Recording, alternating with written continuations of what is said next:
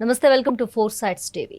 హైదరాబాద్లో ఉన్న జాతీయ పోలీస్ అకాడమీలో తోటి మహిళా ట్రైనీ ఐపీఎస్ పై లైంగిక దాడి, వేధింపులకు పాల్పడుతున్న ఘటనలో ట్రైనీ ఐపీఎస్ ఉదయ్ కృష్ణారెడ్డిపై అత్తాపూర్ పోలీసులు కేసు నమోదు చేశారు.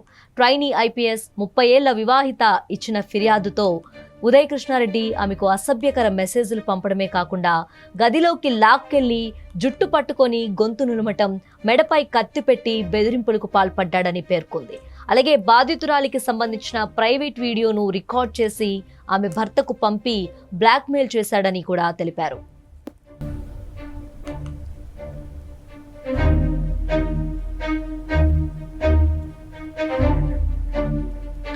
అయితే తాజాగా భారీ ట్విస్ట్ బయటకు వచ్చింది. అత్తాపూర్ పోలీస్ స్టేషన్లో నమోదైన ట్రైనీ ఐపీఎస్ వేధింపుల కేసులో ఆరోపణలు ఎదుర్కొంటున్న ట్రైనీ ఐపీఎస్ అధికారి ఉదయ్ కృష్ణారెడ్డి ఆత్మహత్యా యత్నానికి పాల్పడినట్లు సమాచారం.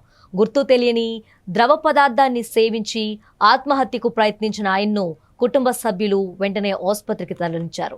ఉదయ్ కృష్ణారెడ్డి తన సోదరుడి ఇంటికి వచ్చి గుర్తు తెలియని లిక్విడ్ ని తీసుకొని ఆత్మహత్యా యత్నానికి పాల్పడ్డారు.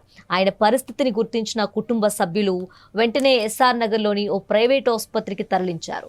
ప్రస్తుతం ఆసుపత్రిలో ఆయనకు వైద్యులు చికిత్స అందిస్తున్నారు. ఆయన ఆరోగ్య పరిస్థితిపై వైద్యుల నుంచి అధికారిక వివరాలు ఇంకా వెలువడాల్సి ఉంది. మరోపక్క తన తప్పు లేదంటూ ఉదయ్ కృష్ణారెడ్డి తన వాట్సాప్లో స్టేటస్ పెట్టుకున్నాడు.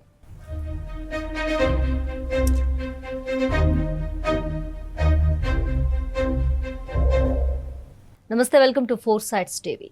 హైదరాబాద్లో ఉన్న జాతీయ పోలీస్ అకాడమీలో తోటి మహిళా ట్రైనీ ఐపీఎస్ పై లైంగిక దాడి, వేధింపులకు పాల్పడుతున్న ఘటనలో ట్రైనీ ఐపీఎస్ ఉదయ్ కృష్ణారెడ్డిపై అత్తాపూర్ పోలీసులు కేసు నమోదు చేశారు.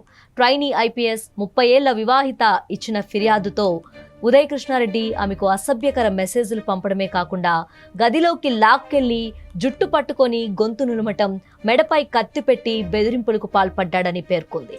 అలాగే బాధితురాలికి సంబంధించిన ప్రైవేట్ వీడియోను రికార్డ్ చేసి ఆమె భర్తకు పంపి బ్లాక్మెయిల్ చేశాడని కూడా తెలిపారు.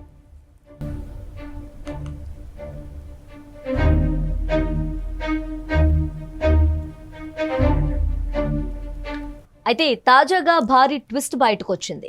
అత్తాపూర్ పోలీస్ స్టేషన్లో నమోదైన ట్రైనీ ఐపీఎస్ వేధింపుల కేసులో ఆరోపణలు ఎదుర్కొంటున్న ట్రైనీ ఐపీఎస్ అధికారి ఉదయ్ కృష్ణారెడ్డి ఆత్మహత్యా యత్నానికి పాల్పడినట్లు సమాచారం.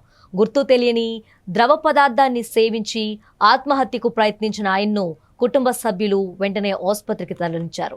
ఉదయ్ కృష్ణారెడ్డి తన సోదరుడి ఇంటికి వచ్చి గుర్తు తెలియని లిక్విడ్ ని తీసుకొని ఆత్మహత్యా యత్నానికి పాల్పడ్డారు. ఆయన పరిస్థితిని గుర్తించిన కుటుంబ సభ్యులు వెంటనే ఎస్ఆర్ నగర్లోని ఓ ప్రైవేట్ ఆసుపత్రికి తరలించారు. ప్రస్తుతం ఆసుపత్రిలో ఆయనకు వైద్యులు చికిత్స అందిస్తున్నారు.